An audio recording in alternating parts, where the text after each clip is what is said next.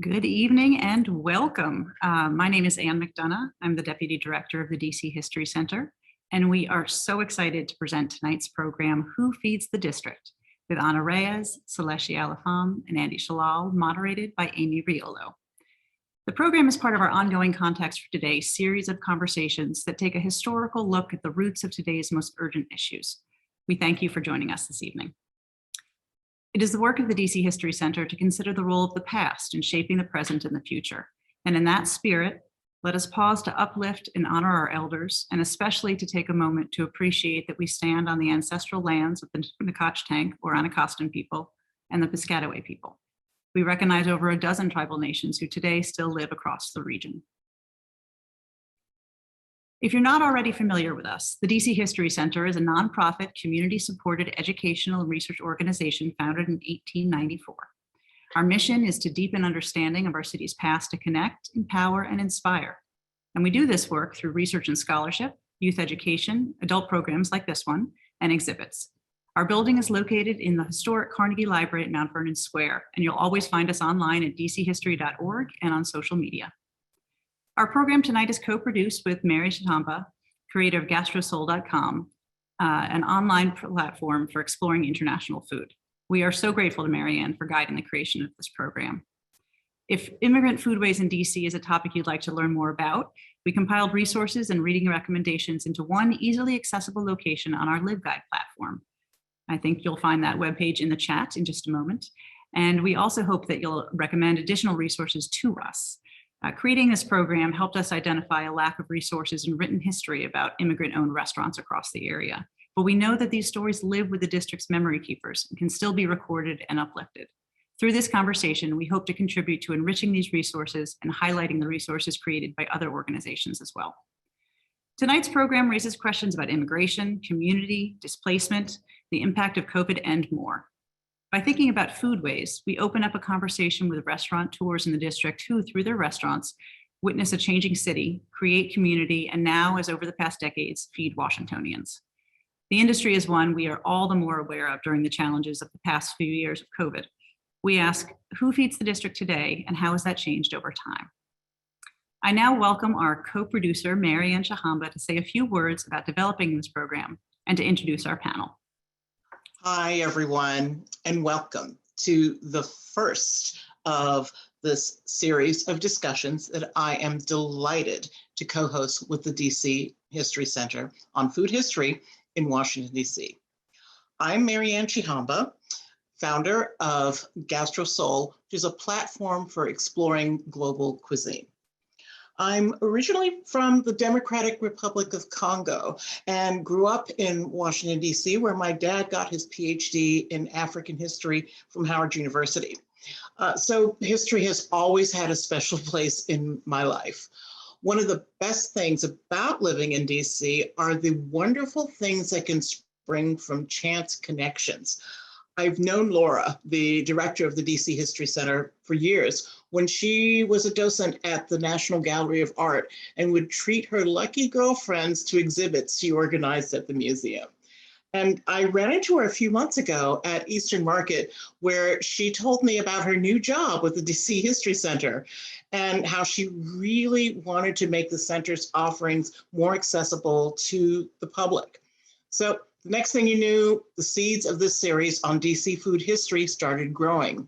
And thanks to the amazing team at the DC History Center, we are happy to welcome you to this first episode of the series. Now, to most people, DC is rightfully perceived as the capital city of a global superpower, but for residents who live and work here, the city is much more of an intimate place. We have our favorite neighborhood haunts, which of course includes restaurants that we love so much that they've become part of our collective DNA. I think of neighborhoods like Adams Morgan, which for years has held the heartbeat of DC nightlife.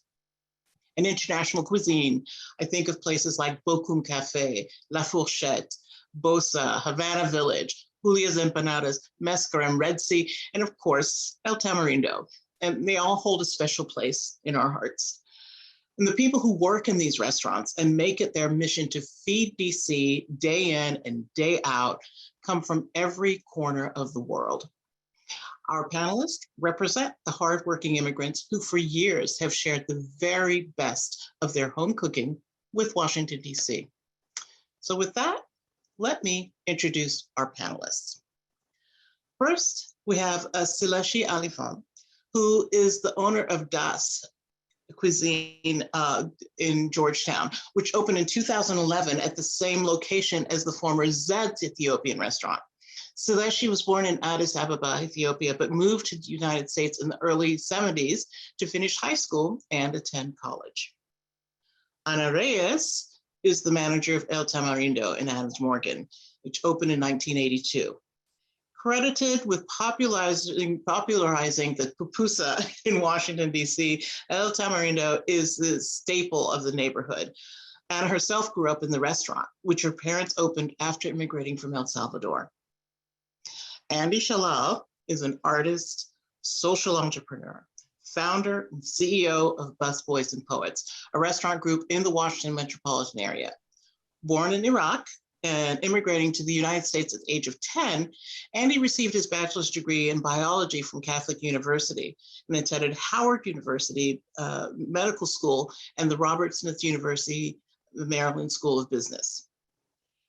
Amy Riolo, our moderator tonight, is an award-winning, best-selling author of 11 books, chef, television personality, and educator. Amy is one of the world's foremost authorities on culinary culture. She's known for sharing history, culture, and nutrition through global cuisine. A graduate of Cornell University, Amy is the brand ambassador for the Maryland University of Integrative Health and the Pizza University and Culinary Arts Center. And with that, I'd like to pass the mic on to Amy.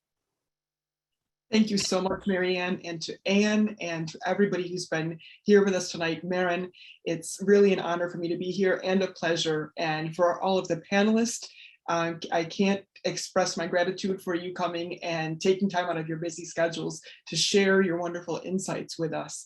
And I would like to welcome everyone and to thank you all for joining this important and timely but fascinating look into DC's different immigrant communities and how they impact not just our dining scene, but also our community and our cultural landscape.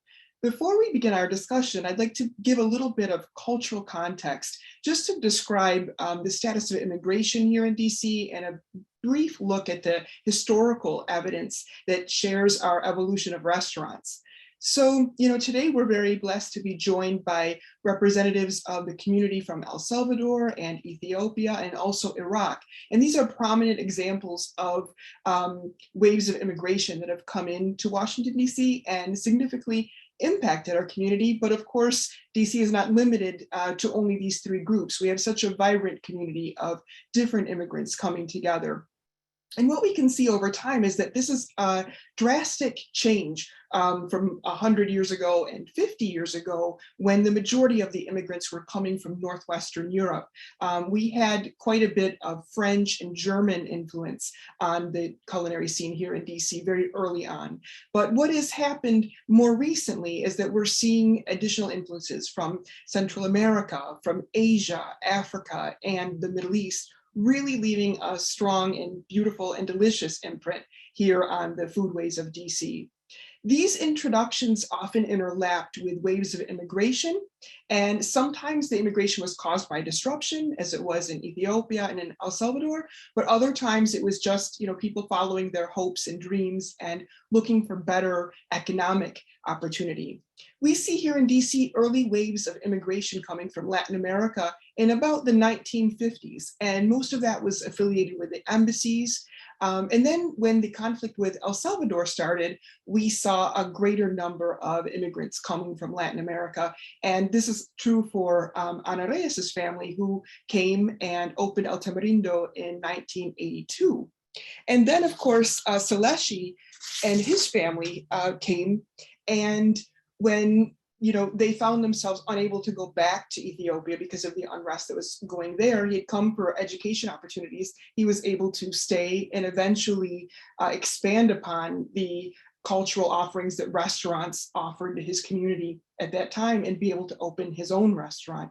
And Andy, of course, is a wonderful example of immigrants who came originally with the diplomatic community and then began to lay the groundwork here in DC for their own restaurants, and eventually, in his case, a cultural center and a place that often inspires social justice and in collaboration across cultural bridge building in many ways. So between these three panelists, we really have a world of knowledge and all kinds of examples that restaurants everywhere can aspire to. Some of the fun facts about immigrants and about restaurants here in DC today is that 1 in 7 DC residents is actually an immigrant. 1 in 9 residents is native-born US citizen with at least one immigrant-born parent. Roughly 14% of DC's population was born in another country. And that provides a vital work source for our community here in DC. The District of Columbia also has a sizable amount of immigrants, especially from El Salvador. One of the things that makes us unique here in DC is that nearly 3/5 of the immigrants possess a college degree or higher. So it's a very highly educated statistic that often gets overlooked. More than 4/5 of our immigrant community speaks English well. Immigrants support the DC community in many ways. And of course, we're just focusing in a little bit on the restaurant industry today.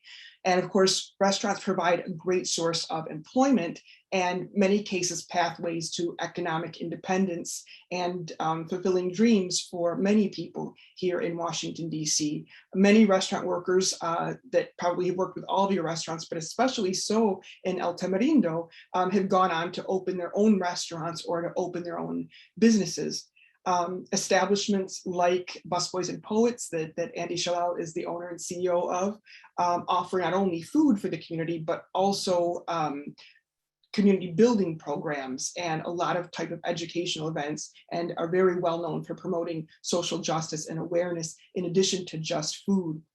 And restaurants, as we know them here in Washington, DC, have their roots in public houses and taverns. And so one of the things that's unique to our city is that the White House itself was often the first area to explore dining here in Washington, DC before restaurants were a thing. So in general, in the United States and in Washington, DC specifically, the early days of food culture were tied very much to the history of slavery. Many people were forced to work in enslaved kitchens, and by learning a trade, they were then able to be hired in other areas and to enjoy employment once they gained their freedom. And this is very much the case here in Washington, DC. At the White House, for example, James Hemings was the first American cook to be trained in France. He was enslaved by Thomas Jefferson at 8 years old, and he went to France to train, was a cook in the White House. He became America's first formally trained chef, but then once he was freed, he refused to cook again in the White House. In terms of restaurants, in 1856, Old Abbott Grill was actually our first restaurant. It's our first continuously running restaurant here in Washington, DC. And it was first opened as a saloon. So that's kind of cool because we totally forget about saloons nowadays, but they were a really important thing. And then in the 1970s, Jean-Louis Paladin worked at the Watergate. And of course, being a very famous chef and from France, this kind of put DC on the map in terms of fine dining. In 1978, Mama Desta on Georgia Avenue introduced Washingtonians to Ethiopian cuisine, and this set a very new trend here in Washington, D.C. So now we have immigrants in fine dining restaurants and offering the immigrant community a place to congregate within their own community. Just like in 1982, El Tamarindo opened in very much the same vein. By 2016, Bon Appetit magazine named Washington, D.C. Restaurant City of the Year. And in the same year, Robert Wiedemeyer received 2 Michelin stars, who's also an immigrant. In 2019, one of the best restaurants in the nation, Marianne, known for incorporating North African and Middle Eastern influences, also won headlines and was considered to be one of the best restaurants. In 2021, in recognition for the influence of the contributions of Ethiopian businesses, Ninth and U was named Little Ethiopia by district resolution. So, what we can see by this is that now we're not only a world leader in terms of politics, but definitely in restaurants, whether it be fine dining or in ethnic, what we used to consider ethnic cuisine, people that were offering their own authentic taste of their own cuisine, localized here in DC, and by landmark restaurants and places that could provide a broader sense of conversation and inspiration to the community, like Busboys and Poets does. So I'm proud to say, before we begin our discussion, that now Washington, DC is not just a place that you come to for other things and then find something to eat. There are many tourists who come to Washington, DC specifically for our food, and it's thanks to the wonderful people like the three of our amazing panelists tonight. So this is a great conversation, and I'm very happy to be able to ask you these questions. I would like to begin, I'll go in alphabetical order. And so we'll start with Anna, and then we'll go to Andy and Sileshi. And I would like to know a little bit, Anna, what brought you and your family to Washington, DC? So my parents immigrated from El Salvador in the late 70s, fleeing civil war. And there was a very large migration of Salvadorans into Washington, DC around that time.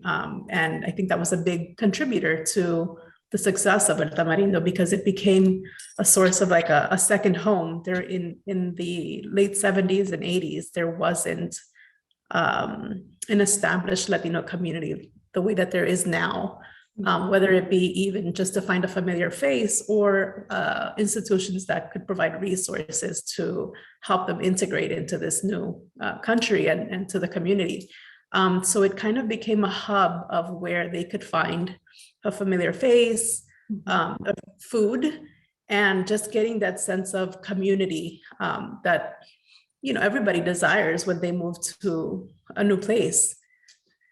So I think it's really commendable, because it's hard to imagine now. Pupusas are on everybody's go-to list. It's just like comfort food in Washington, D.C. It's like they've always been here. So it's hard to imagine a time when that didn't take place and when nobody knew what El Salvadorian cuisine was. And that was so brave for your family, because, well, it seems like a no-brainer. We're going to offer food that wasn't already around. That's a very difficult business decision. And when you consider it, in those days, it was still difficult for example, an Italian restaurateur to talk about food from their own region, if it wasn't Northern food, for somebody to come and open food from a place that nobody had ever had before. It's very courageous. Sure. So that's one of the reasons why there's an integration of Salvadoran and Mexican food, because it's almost like they had to piggyback off the Mexican food and slowly introduce the Salvadoran food into the wider community and make it a viable business, right? But the menu at El Tamarindo was also like an evolution of recipes that the staff actually brought on. And so there's many elements that really speak to the nature of the nature and the motivation behind the immigrant story, right? You pick up and go to a different country. You don't speak the language. You don't really know what to expect. You just know that you're going to figure it out, right? Right. That's kind of like what my parents did. They didn't come with any restaurateur experience or even business experience. My mom is very business savvy. She got that she was raised in a house where they had like a small store in her village. So she learned to negotiate and figure out how to cost items, and just kind of that's where that mentality came from. And she was able to implement it in this new venture that they they took on. And my dad was, again, that mentality. I know enough to figure it out, right? Right. That's that immigrant mentality. And he worked in a Mexican restaurant as a busboy, dishwasher, and I think eventually a cook. And with that, they felt confident enough to open up a restaurant. And here we are 40 years later. Congratulations. They had all the bases covered, right? They had their homework, they had the passion, they had the drive, they had the need, and then they had a little bit of experience in many of the areas that restaurateurs need to have experience in. That's wonderful. Yeah. Andy, tell us about you. So your family came here, they're part of the diplomatic community, and how did it all start? Well, my family, like you mentioned, came here as diplomats. My father was representing the Arab League. This was back in 1966. I was 10 at the time, and my father ended up leaving the diplomatic mission because of wars and all kinds of turmoil that was going on in the Middle East. He decided, hey, we made it all the way out here to America, let's stay. So try to figure out a way to stay here. And by some happenstance and fate, he ended up buying a small restaurant, a small kind of pizza place that sells subs and pizza. Basically, your typical strip mall kind of carry out slash eat-in kind of casual. And he ended up, buying it almost on a whim. There was a friend of his who was also Iraqi, who was having some health problems, owned the restaurant, wanted to sell it, and said, hey, this is a business, it's kind of self-operating, just kind of take it over. And my father did. The self-operating part was partially correct, but my father did have to work a few days there and really didn't like the business at all. He found it difficult and dirty, and just wasn't his thing. On the other hand, I worked there as a kid. I was like 11, 12 years old when I started working, washing dishes and making pizzas and stirring the sauces and all of that. And I loved. What was that? I never knew we had pizza in common. Oh yeah, I mean we do have a lot of common. I see your food and your recipes. I love them. But I love the business. I love the service end of it. I love making people happy. I love making people smile. It was like, somebody drops something, I'm the first to pick it up and give it back to them and smile back at them and all of that. So for me, it was like a real. I found my stride, so to speak, in service. I love serving. I love, one of my favorite jobs ever was waiting tables. So anyway, we went off to do other things, went to college and other stuff, because my father wanted to make sure we don't get into the restaurant business, because it was not good in that sense. You have to be professional, wear a white shirt, and a tie, go to work. You don't roll up your sleeves and get greasy, But I ended up, gravitating back to what I really loved, and started my own restaurants. That's wonderful. And they've grown so immensely. I can't wait for everybody to hear a little bit more about that story. Sure. And Sileshi, how about you? How did you get to DC? All familiar stories. I came to America just to seek for education and hopefully go back home, because I have no intention of leaving my country. I loved everything about my country. And while I was here in 1974, revolution took place in my country, where there was an immense killing, and families were very terrified about me coming back home. Right. And in which time that one has to make a decision as to what the next step is going to be. And the next step is to really find yourself a niche. And, there is the education part. I went to Sunny New Paltz, and I joined the Marriott Hotel at the time. But prior to that, I was in Washington, D.C. As a busboy at the Trailway Station from midnight to 8 a.m. in the morning. Wow. And when people are walking, I just go around with a little mop and clean their footsteps. And, did the dishwasher, did the waiting stuff. And then that's after that, I went back and went to school upstate, and then joined the Marriott system. And I worked for them for a very long time, about 23 years old in total. And over here in district, I was a food and beverage director here at the Washington Marriott Hotel, at JW Marriott downtown, about 4 or 5 different places. So I've worked 10 states across the country. And that's how I became to open this restaurant. But prior to that, in 1974, when everything happened in my country, it was a lost time. You don't know what to do, where to go.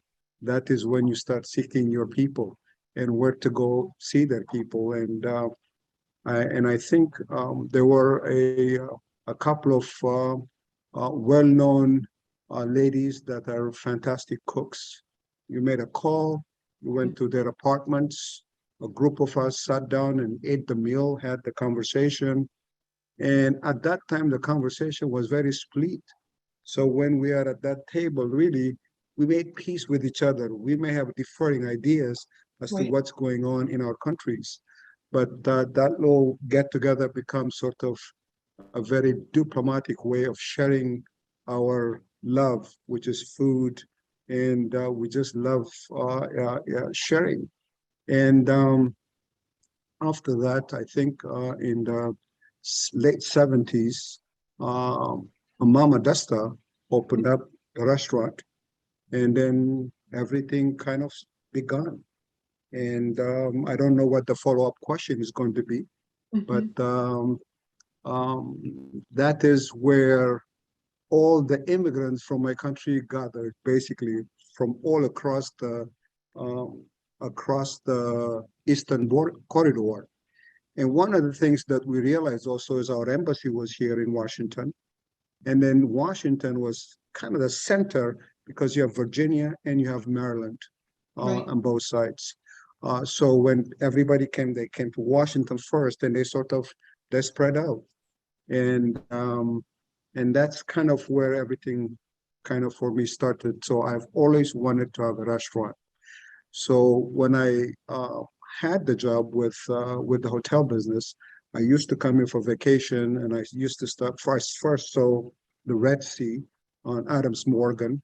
When Adams Morgan, one thing that you have to understand is immigrants always look for a cheaper area where they can be able, where they don't have to pay a lot of money to rent.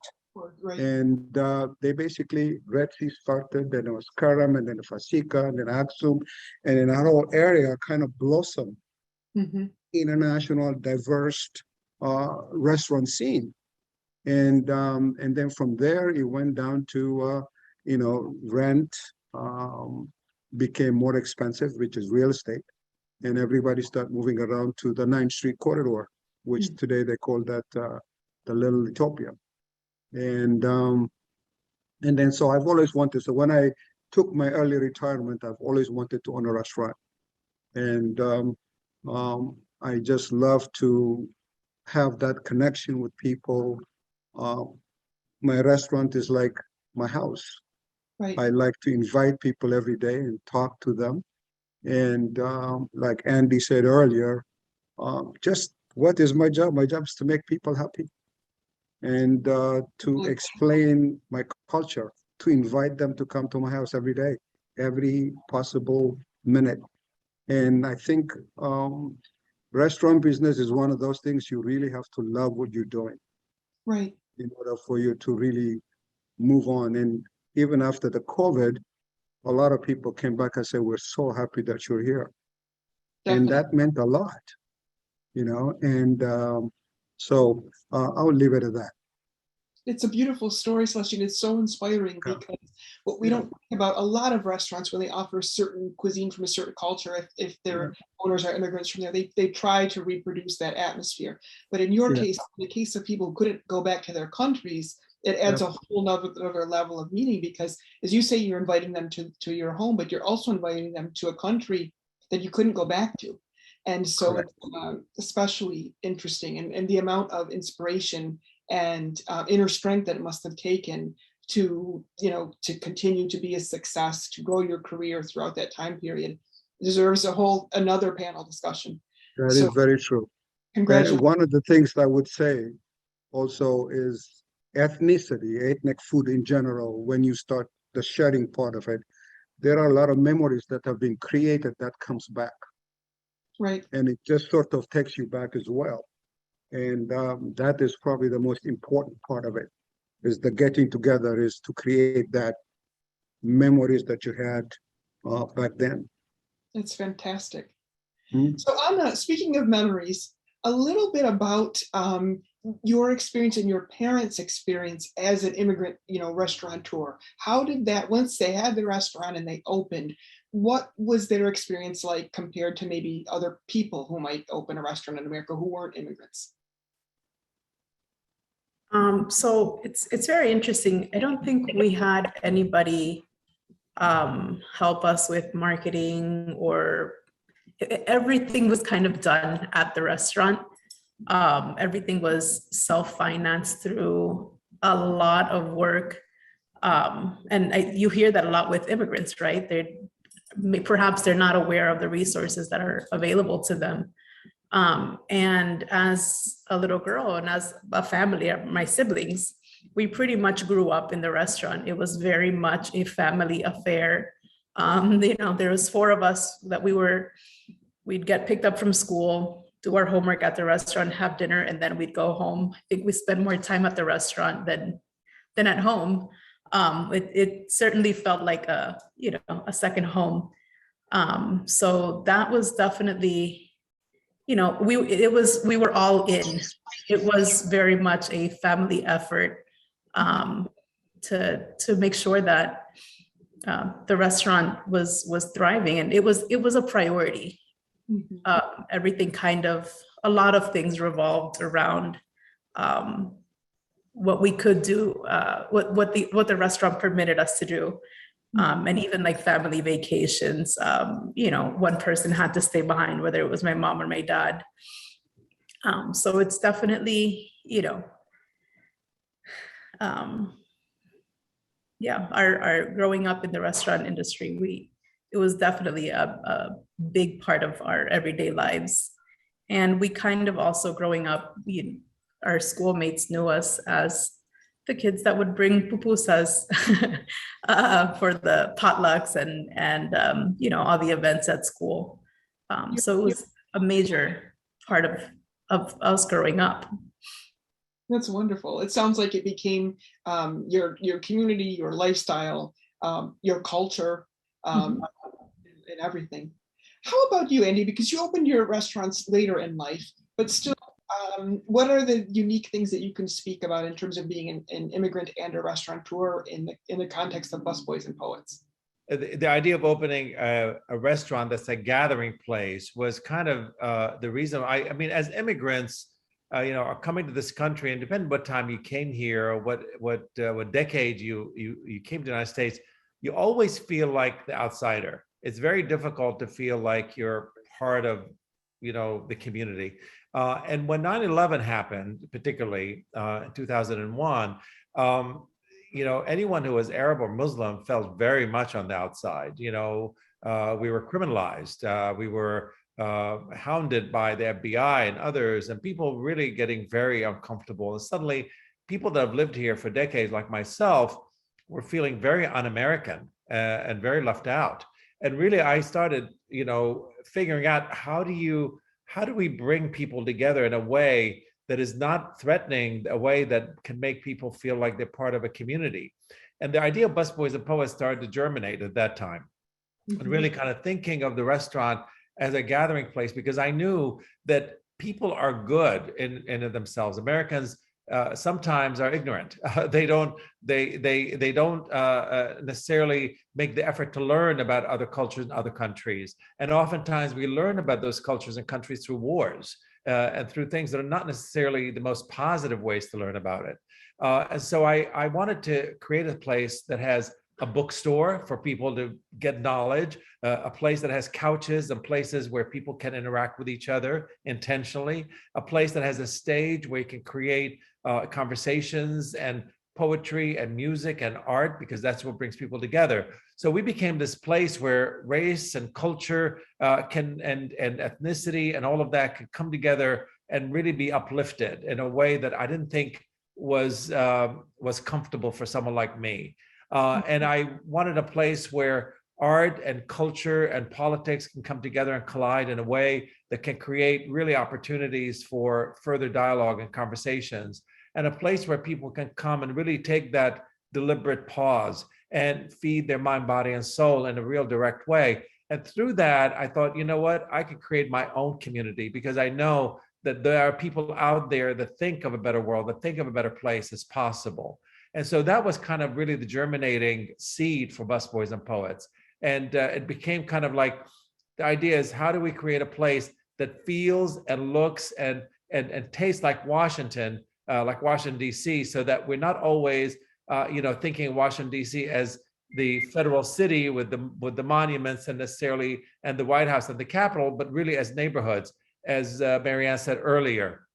So a place that really has its own identity. And oftentimes we look at other cities like New York or New Orleans or Chicago or San Francisco, and you immediately conjure up an idea of what those look like, what those feel like. But Washington, D.C. oftentimes does not have that. We think of the federal city first. We don't think of the neighborhoods. We don't think of Adams Morgan and Capitol Hill, and we don't think of Brooklyn and Tacoma Park and Southeast and Anacostia. We don't think of those places. We think of just the federal city. And so to create a place that has all those elements to it was really kind of my intention and my contribution as a brown person who doesn't identify as white or Black, to be able to be a bridge that brings all quadrants of the city together, as well as ethnicity and culture and race and all of that under one roof, and see what happens. It's amazing. And Andy, I can talk firsthand here from being at Busboys and Poets so many times, and from attending salons. As a writer, creative people, whether they're artists or just interested in the arts or needing to have this kind of discussion in the Middle East and Paris and Italy, these kind of conversations happen at cafes, all night long, every night, and they're easy to find.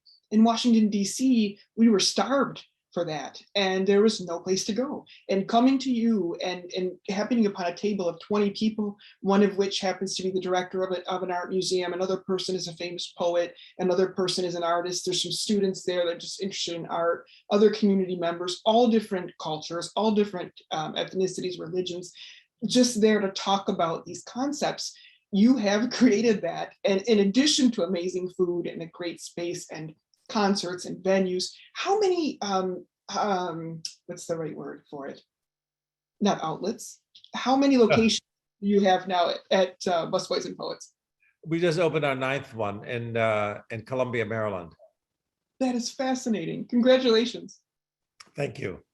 And Sileshi, how about you? You gave us a nice little introduction, to kind of what you went through in being an immigrant and a restaurateur before. So if you don't mind, I won't ask you to repeat those facts again, but I really would love to ask you a different question for this one, and to help to walk us through, maybe to give us some inspiration for younger people, or a lot of people are suffering now, because of COVID and feeling the sense of lack and not being able to travel.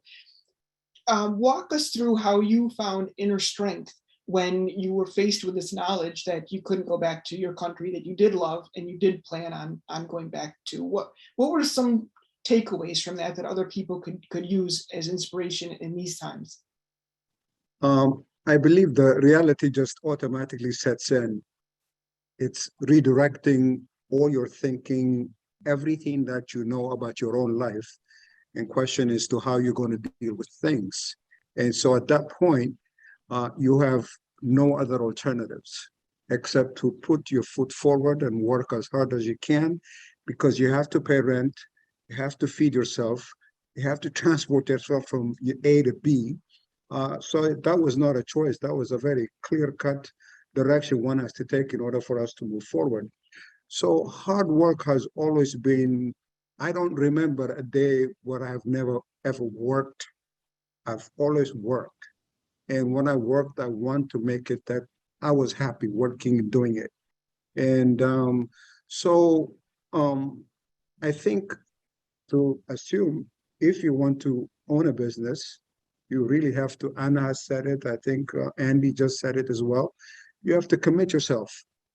And our place, one of the things that between myself and my wife we wanted to do was name it so that it means something to us.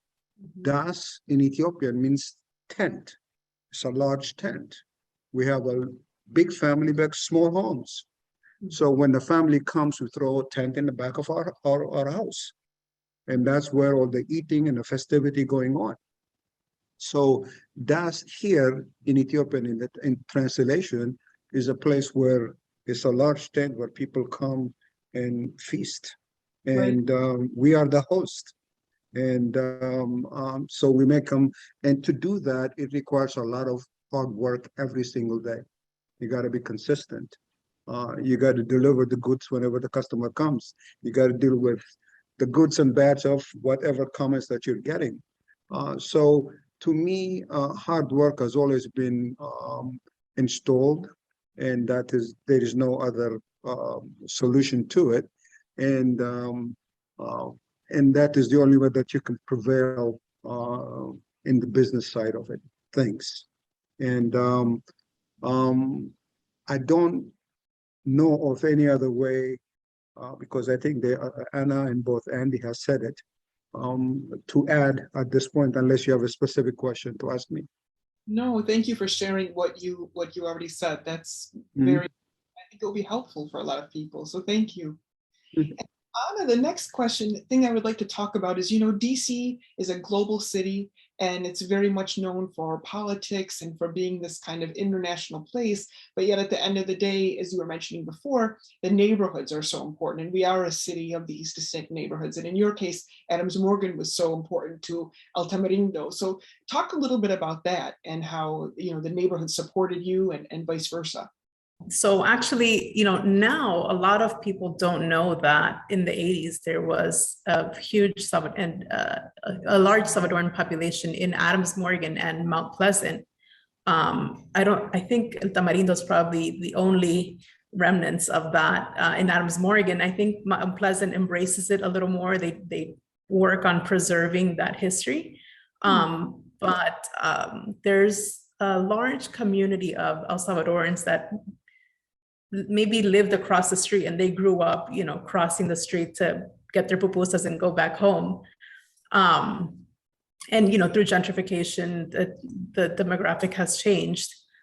So we were able to serve that community and also introduce our culture and this community that is now very dominant in Washington, D.C., introduce our culture through our food. Which is truly special, and I think it's a great opportunity, right? Because it's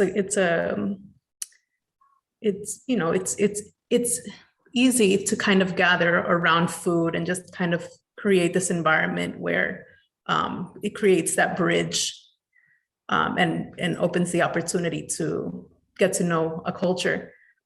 So yeah, Adams Morgan, there was a very large Salvadoran population. And, as we mentioned, we're celebrating 40 years now, and it's probably every single day that somebody comes in, perhaps they moved away and they come back into the city or Adams Morgan and say, everything is so different, but I'm so happy that El Tamarindo is still here. And you can find, we freshened up the space a bit, but, it's the same ownership, same recipes, the same hospitality, and that same energy that you would have found in the 80s. That's fascinating. How about you, Andy? Because you've got different locations. So if you'd like, you could talk about your original location and the neighborhood there, or however you choose to speak to that. I think opening a place is always really, really difficult, especially if you're going to open a place that is going to be a community gathering space. So the first thing is you have to reach out to the community and find out who the community is and how are you going to create a place that makes them feel comfortable. So trying to create a place that kind of encompasses many communities under one roof was a particular challenge, right? So you had to dissect it and understand what makes DC, DC. It's a political city. It's a foodie city, as you mentioned. It's a city of many neighborhoods. It's an artistic city. It has one of the highest number of poets, and poetry is one of the largest. It's one of the largest poetry communities in the country. It is a very literary city. People, have education here. There's more colleges in DC than there are high schools. So you got lots of things going on. It's also chocolate city. So culturally, it's a Black city in many ways, right? So to create a place that fits all of those elements together was really essential for me. So I started layering it and looking at what makes that happen. What are some of the signals that people walk into a place that makes them feel comfortable or not? And being an immigrant myself, I knew that there were places that I felt more comfortable in than others, and try to dissect what are those elements. Is it what they put on the table? Is it how you're greeted? Is it the staff? Is it the colors on the wall? Is it the artwork? All of these things contribute to making somebody feel like they're part of a community.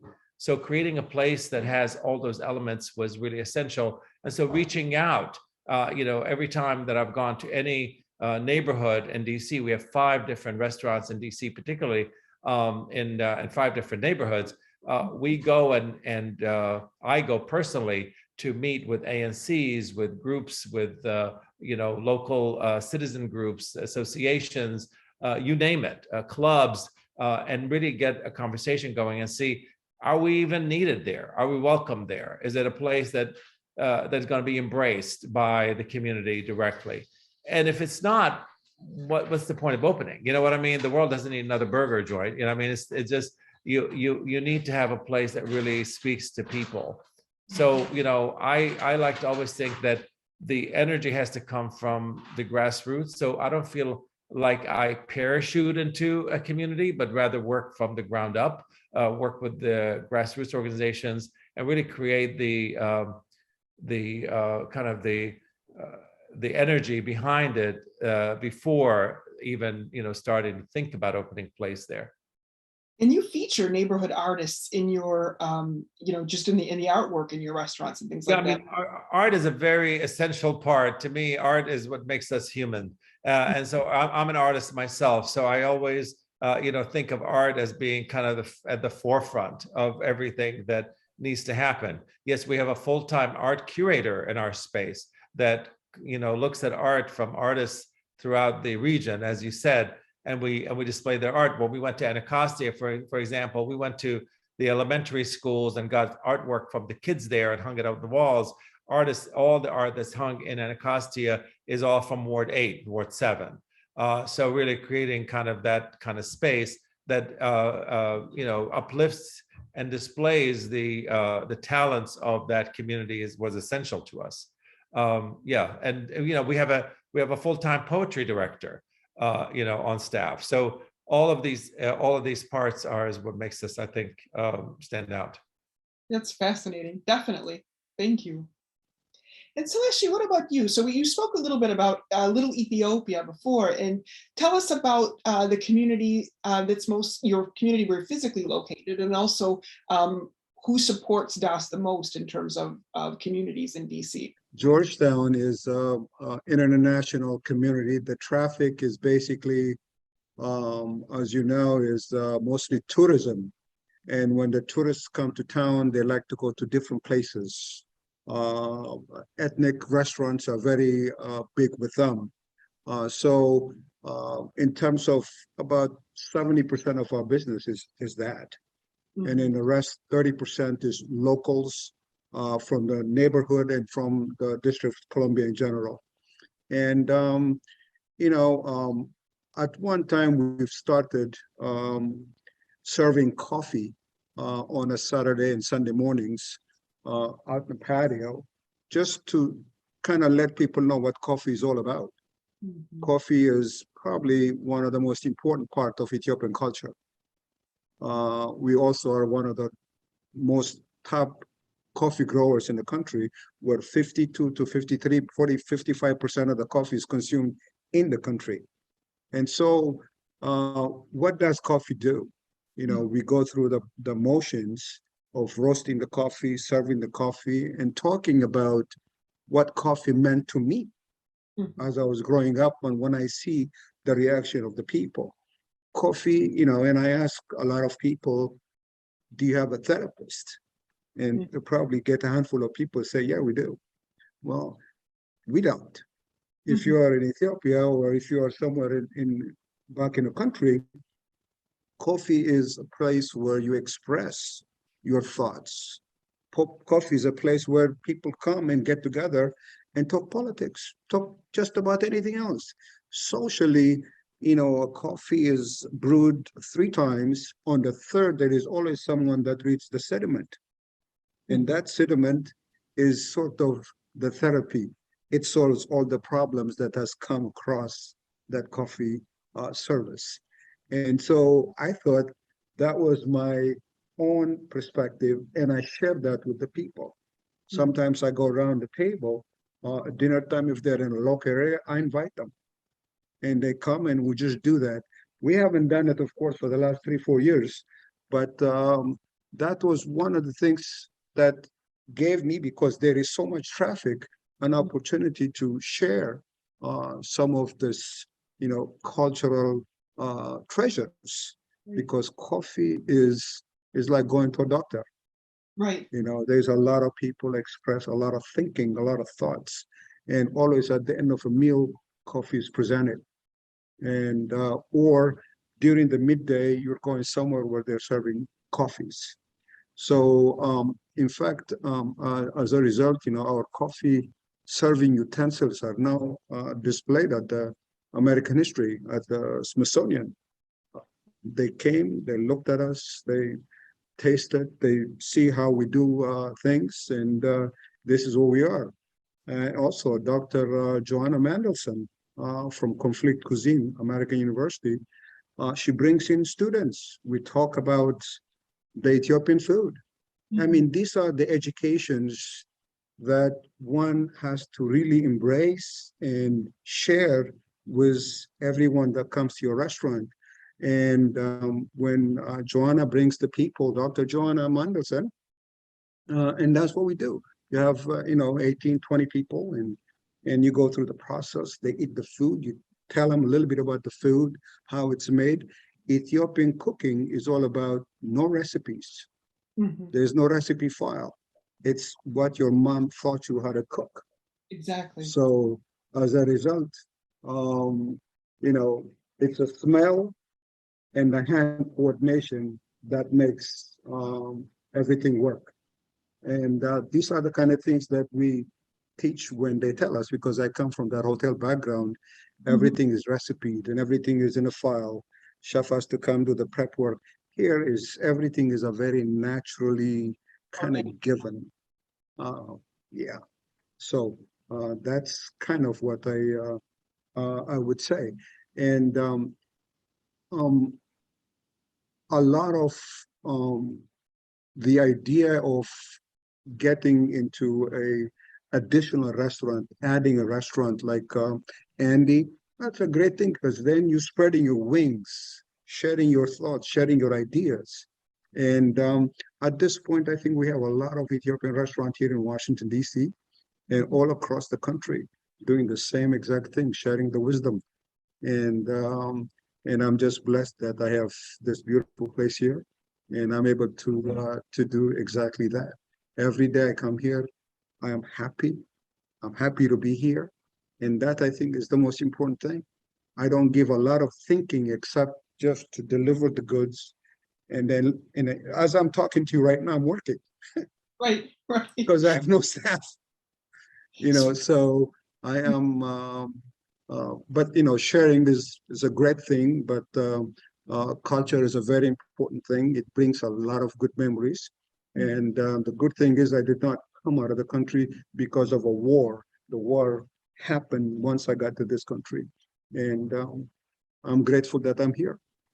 We're grateful to have you. And thank you for that insight into the coffee, almost communion and ceremony. It is. And next, I would like, for our final question, I'd like to talk to Anna a little bit about immigrants in terms of the restaurant labor force and how that's been impacted by COVID. Sure. So I think most of us can agree that the immigrant community has kind of fueled the restaurant industry, the hospitality industry through COVID, and even prior to COVID. The immigrant community is the backbone of the hospitality industry. whether it's working in the hands-on, but also just kind of, I think, you mentioned this, that we've had several of our team members that have worked with us for many years, oftentimes are right-hand people that were able to acquire the skills and go on and open up their own restaurants. And that's a very unique thing about immigrant restaurants, right? That perhaps other immigrants are offered the opportunity or given the chance to take on these greater responsibilities in an environment where they're not going to be, maybe they don't fit the look that the higher end restaurant is looking for, or whatever it is. It's kind of like an even playing field for them to acquire the skills that they need to go on and open up their own place, or just grow and create that wealth, which was the idea of why they came here.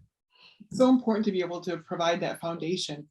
And for our last question, I think we're right near the end here, but I know, Andy, you had some important thoughts about immigration and COVID and, what legislation, how that impacted, restaurant workers and the lack of workers here in DC. So if you'd like to share a little bit about that right before we go to questions.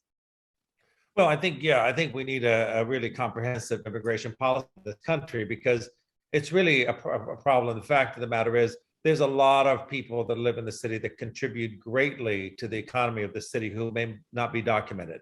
And they're working under the shadows. And they pay taxes and they don't get their refunds because they can't, file for them because they're working illegally. That needs to change.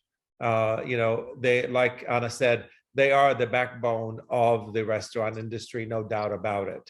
Whether front of the house, back of the house, side of the house, you name it, immigrants are an essential part of the industry.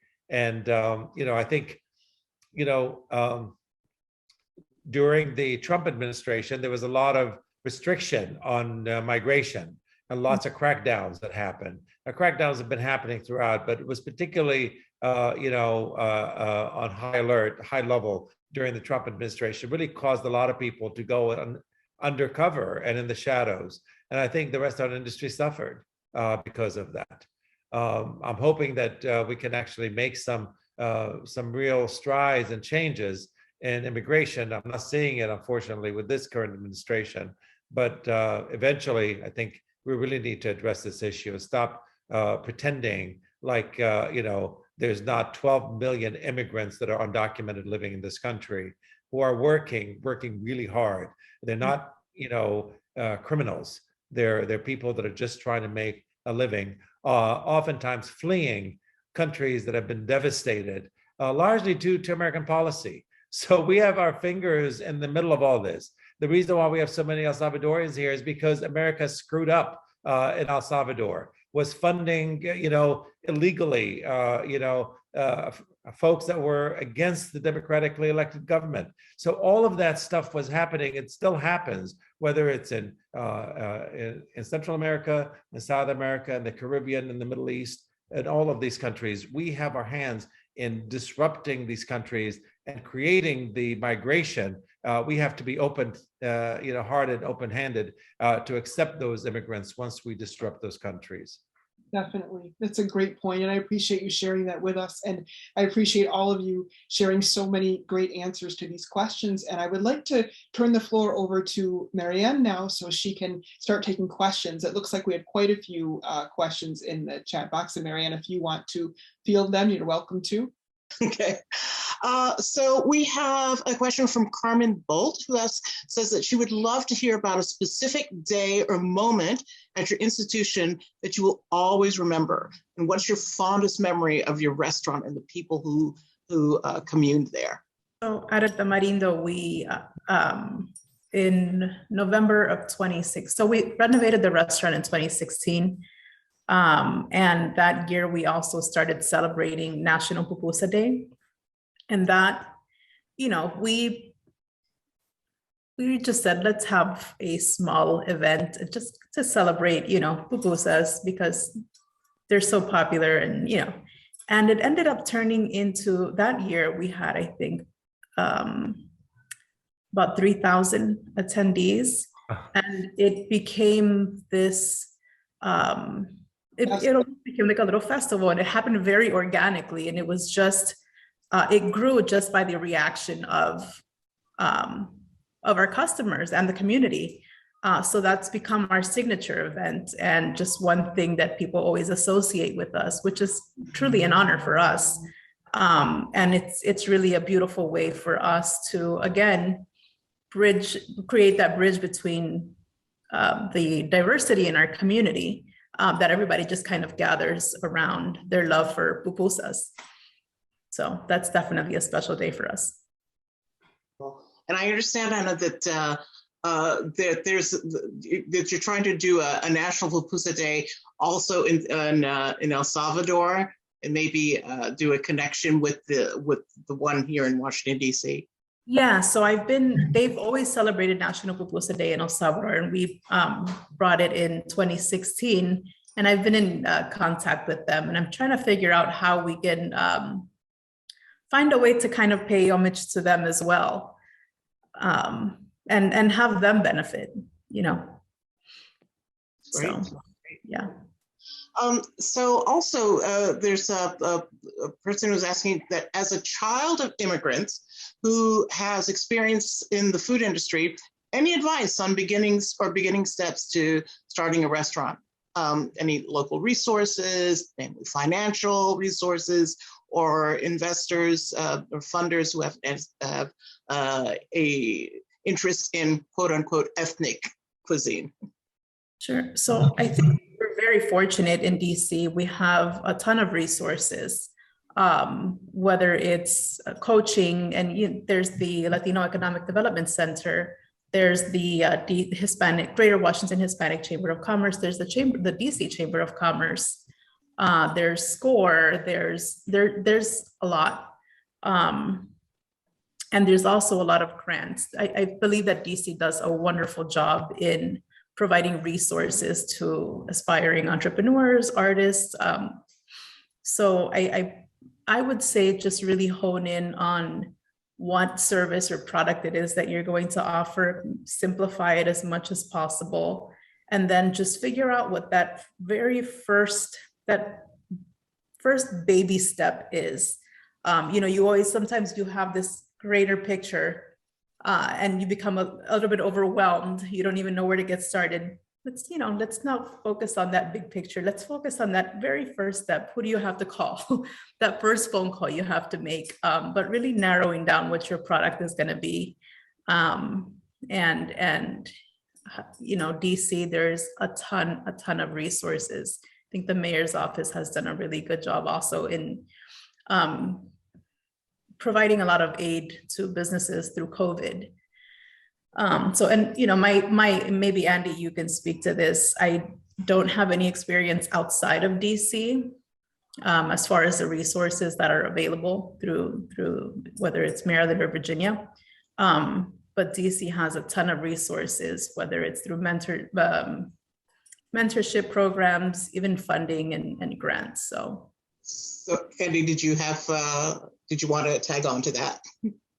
Yes, I wanted to tag on to a couple of things. One is about the most memorable moment. The most memorable moment for me was when Barack Obama came to our place to grant amnesty to folks that were incarcerated for low-grade drug charges. This is around the end of his second term as he was leaving office. It was, I think, the last couple of months of his term. He came to our place, and that was really exciting to have. But there's so many exciting moments that I can remember during the time we've been open. We've had some really very exciting, notable folks that have come through our spaces and continue to come through our spaces. We're very excited about. But as far as recommendation for an immigrant person who would like to start a restaurant, the number one thing is make sure you work in one. I think a lot of times people see restaurants as, these exciting places. They could just hang out and the owner is going to sit at the end of the bar and buy people rounds of drinks and just, have a great time. I always tell people, if you're not willing to plunge a toilet at 3 o'clock in the morning, you probably should not be opening a restaurant. So it's a lot of work. It's really hard work. Sometimes I think some of us make it look easy, but behind the scenes, it's always a challenge. There's never a dull moment. Let's put it that way. So it's not for the faint at heart, and I think it's for. I think immigrants are actually kind of primed for this kind of thing because they go through so many hardships to get here. I think they can weather the storm of a restaurant, but restaurants are not the first choice if someone is just trying to make a living. You know what I mean? You have to love the restaurant industry for you to really thrive and do well in it. Yeah. So Well, if I may add on to that, yes. I think one of the advantages that I had opening up a restaurant was the fact that I was involved with the hotel business for such a long time. I have had the exposure and not only the exposure, but the controls, how to run a business. And so when I came in, really, I found it very easy to kind of manage and very easy to kind of put myself in place, if you will, and just conduct business.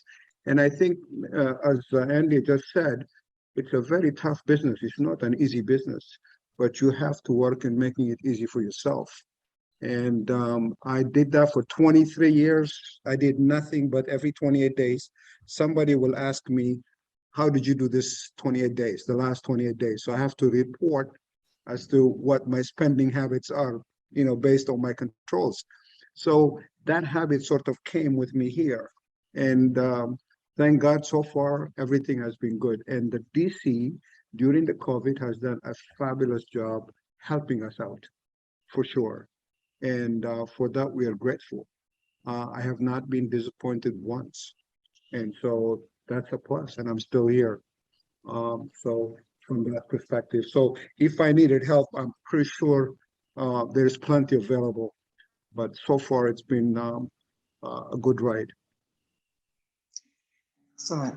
Okay, I have a really interesting one here for Andy. It's like, Andy, could you talk about the artistic program that at Busboys and Poets, especially after in the wake of the Black Lives Matter movement? I think it was in the wake of what they're referring to, probably is in the wake of the Black Lives Matter movement and COVID. There was a lot that was going on during that period of time. As we all remember, lots of turmoil was happening in this country, and of course, the killing of George Floyd and the uprising that happened right after. I think there was a very difficult time, of course, for change and things that were happening here. And many restaurants were closed because of COVID. So it was really difficult and kind of depressing. And I remember going out one day, it was on a Saturday or something, and we're taking a walk, and all these storefronts were like dark. And there was nobody around, there's hardly anybody even walking in the street. People were afraid to touch each other's dogs, there was this fear of this pandemic and this virus.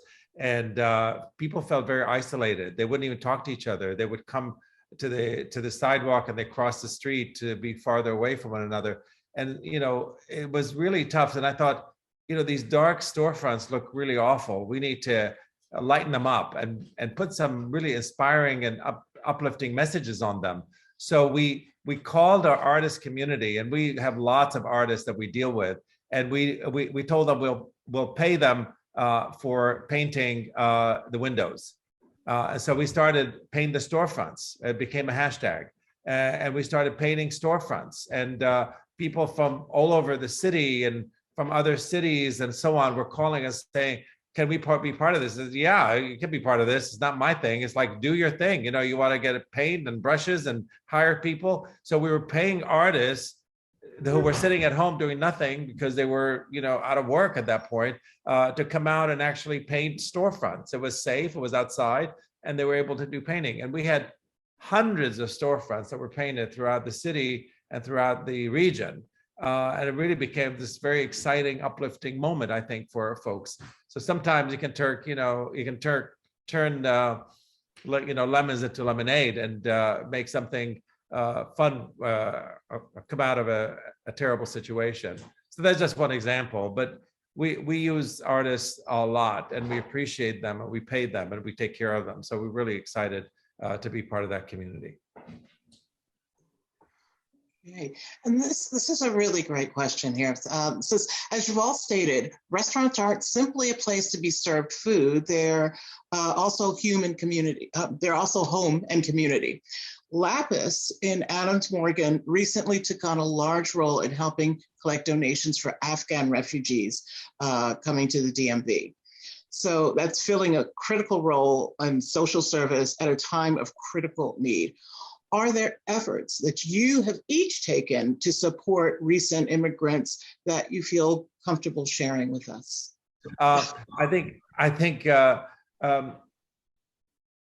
always feel like our first and foremost responsibility is to our own backyard. And sometimes we forget that we have lots of people in the city that are in need.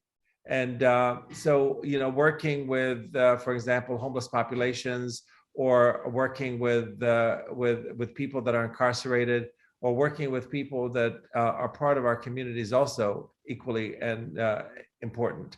So just a couple of things on the immigrant front. We had the Day Without Immigrants, for instance, that happened a couple of years ago, where we closed all of our restaurants on that day to let people know that immigrants matter, and that it's important for us to recognize that this industry without immigrants is nothing. And so we actually were part of that. And we took, in fact, part of the proceeds for the next week to be able to also provide some services and some help for immigrants. So we worked with IOM, we worked for other organizations as well. But I think it's equally important, as I mentioned, we work with lots of local organizations that are helping folks here in the DMV to just make it, especially our homeless population, and that oftentimes gets neglected and really doesn't have enough services oftentimes. All right. Yes, go ahead. I just wanted to I think we do extend our assistance, but it's very hard to articulate where, but we do give donations, we do give whatever is required of us as it comes to us. Right now, for example, in my country, there is a mini war going on. There is conflict, and we are the diplomats. And we have to do whatever way we can without expressing what exactly that we're doing, whatever way we're doing, the help that is required. That is a must, and that we continue to do. And at El Tamarindo also, we're fortunate to have the opportunity to serve several organizations. People are very comfortable in approaching us and asking for support, whether it be through donations or hosting events where they can hold a fundraiser. So we're very well connected with many of the very grassroots organizations, not, some with larger budgets than others, but our door is always open. And we've had the opportunity to work with, whether it's a group of friends, lawyer friends that decided to go down to the border and are going to need funds to find a place to stay, just from very small scale to larger. But I think the community is, they know that our doors are always open and that we're happy to support in how we can, and we appreciate the work that they're doing. So the doors are open and the community knows that. So we're very happy to. I personally feel very grateful that I've been able to meet a lot of people that are truly inspiring to me. And I get to meet them because they come and seek support, and I'm able to provide that through the resources that we have at the restaurant. Just one of the things that I want to mention as well is if a person comes to the door seeking for food, never gets turned away. They, just like a customer, they're treated and their food is prepared just like a person that wants it to go. That has been our policy. And I think, as Andy said, there are a lot of homeless people around our areas. And if they do desire to have Ethiopian food, they get Ethiopian food with choice. So that is something that we do every single day.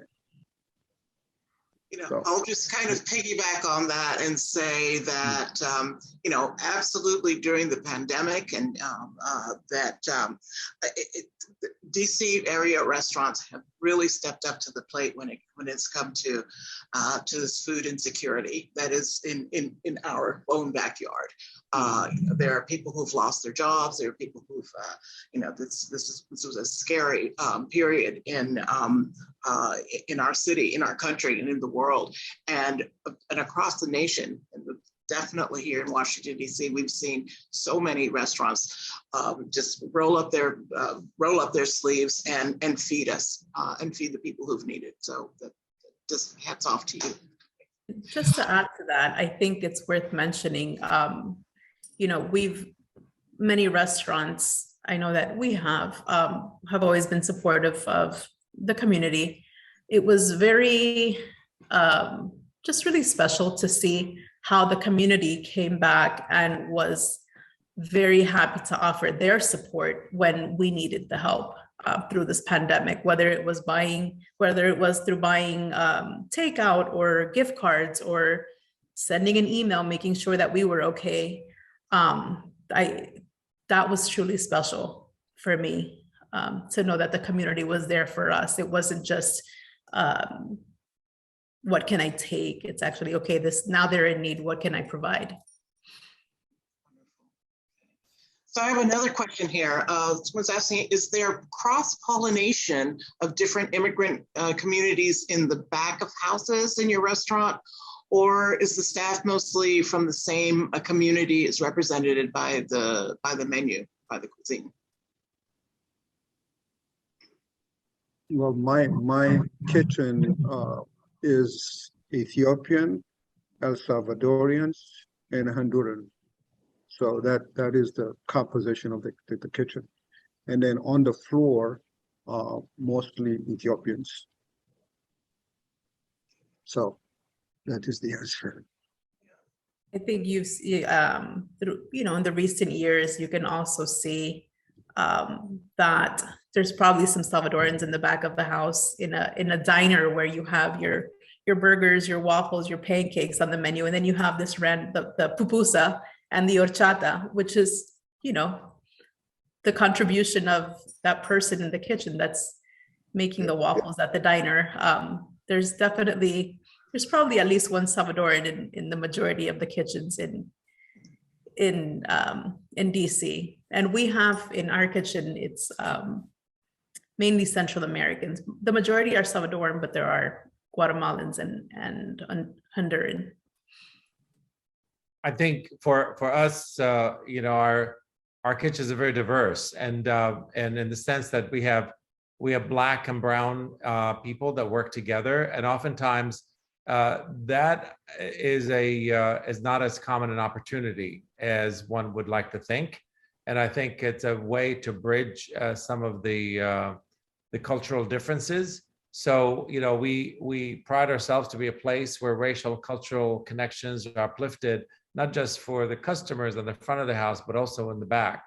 And so we work very hard to create cultural sensitivity for our staff, because oftentimes working side by side culturally, kitchens for many years were, at least in my experience, in this area, were almost exclusively Latino. And that is changing. And now you're introducing Black folks that are coming into the culinary end of it, and not just in institutional restaurants, but also in local restaurants, the smaller restaurants, and that's creating opportunities for interaction with one another to try to bridge some of the differences that are, I think, historically have been part of the Latino community and the Black community. So that's been our experience, is really kind of working really hard to ensure that we don't just have one group of people in the kitchen, but really many different types of people that work together side by side and work together to get them to all kind of rise up and be the best that they can be. Right. So I've got one more. Someone's asking if you're not eating at your own restaurant, where in the city would you feel most at home? And I'd like to add on to that, say, just throw out some of your favorite eating spots. Well, I live in Addis Morgan, so I try to stay around where I live, where I order from El Tamarindo to go a lot. So we really enjoy that. The food is really good. And I was telling Anna, when they were open all night, we used to hang out there. You know, after we closed, we just go there and hang out. And that was really the one all-night place that we knew was going to be open all night. That was pre-COVID, of course. And then I like to eat at the Himalayan restaurant that's at the corner of Calorama and Columbia. I love Nepalese food. So there, and I also like to eat at Perry's at the roof deck. So, you know, these places, I try to stay within a couple blocks of my neighborhood. What about you, Sileshi? As you were telling me that, I really am not sure. We are all over the map. I live in Vienna, Virginia. And when I leave here, I don't come back to DC. I just try to stay the 2 days that I have off and cook at the house or take out, or sometimes we just go somewhere and eat. So there is really no specific area or a specific restaurant that I go to. I love Italian restaurants in general. But I don't really have any specific restaurant that I go to. So I have a 13-year-old son, and you know, it's not very often that I come home and I want to cook. It doesn't happen very often. So, what we eat is often determined by what my son prefers. Lucky Buns is absolutely amazing. The burgers. He loves Korean barbecue, which is we're actually out in North Bethesda now, temporarily. So there's a lot of really nice Korean barbecue places, authentic and absolutely delicious. And one place that my sister and I indulge in when we want to treat ourselves, the Unconventional Diner is absolutely tasty. The Brussels sprouts are incredible. Everything actually is incredible. So the Unconventional Diner, yeah. You mentioned the Korean restaurant. I mean, I'm just so happy that Korean food is just so much more available now, not just in Annandale and Centerville, but it's, you know, slowly creeping into the district as well. So that's fantastic. Okay. So someone is asking if Sileshi, have you ever been to Mama Desta or one of the other? Yes, I have. Yeah. Yes, I have. Yes. Yeah. Many times. Every time I came to Washington, at least during the time that it was open, that was a stop. I mean, that's like a must.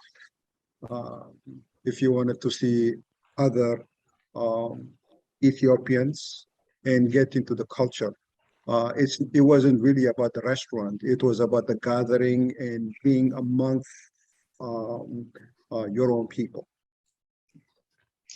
You know, I several years ago, I had a friend, an African friend. He was from Ivory Coast, but he lives in France. He's a French citizen, and he was visiting. And I took him to an Ethiopian restaurant, and he was just blown away by the fact that Americans were eating with their hands. in Africa, we with our hands. But in France, if you open an Ethiopian restaurant, they would have to have a knife and fork. It just does not go there. But I think that just speaks to the openness of the DC and the American people to really want to explore and embrace other cultures. So there's so much talk about the divisiveness in our society right now, but when you look at everyday Americans are good people, and they're curious, and and one of the best ways to introduce each other to each other's culture is through food. There's no better way than sitting around a table and introducing them to the best food and the best of your culture. And I think it's always helpful to remember that when there's a lot of negativity, that you remember that there's the openness, and it's a country that was built on immigration. This is an immigrant's good country. So that is very true. Yes, very true. Right. So I think yes, go ahead. I just can't think of a better way to conclude tonight's program than what you just said, Marianne. So with that, I am glad to be able to tell everybody that this program is going to be up on YouTube along with closed captioning in just a few days. And while you're there, you can look for past virtual programming to explore additional DC history topics. We're going to be putting a link in an email that you'll get to a survey that we hope you'll fill out so you can tell us what you liked and didn't like about this program and suggest other topics you'd like to see in future DC History Center programming. Tonight's topic actually was brought up at a previous program, and so we're so excited that we're able to produce programming that is generated by our audience. And so thank you very, very much for those suggestions. Speaking of programs, if you're interested in genealogy, consider registering for our Researching Family History orientation, which is coming up on February 5th. In honor of Black History Month, expert Linda Cricklow-White is going to join us for this virtual hour-long orientation on the specific approaches and resources to trace Black family histories. The registration link is going to be in the chat. And we're also excited to announce that the DC History Center is going to be hosting the launch of John D. Ferrari and Peter Sefton's much anticipated book, 16th Street. Stay tuned for details about this upcoming virtual book talk, which is going to happen on February 24th. So with that, thank you again to our speakers, Ana Reyes, Sileshi Alifom, Andy Shallal, Amy Riolo, and our co-producer, Marianne Tshihamba. Behind the scenes, I'm really grateful for the work of the entire DC History Center team who make these programs possible.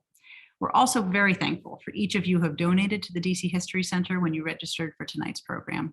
Revenue from programs is a key source of support for us, and it keeps our mission-driven content free and accessible. The DC History Center gratefully acknowledges the support of the DC Historic Preservation Office and Office of Planning, the DC Commission on the Arts and Humanities, and Humanities DC is part of the SHARP Grant Program, which is an initiative funded by the National Endowment of Humanities. Thank you and good evening. Thank you. Thank you. Bye-bye. Thank you. very much. Bye-bye. Bye-bye, everyone.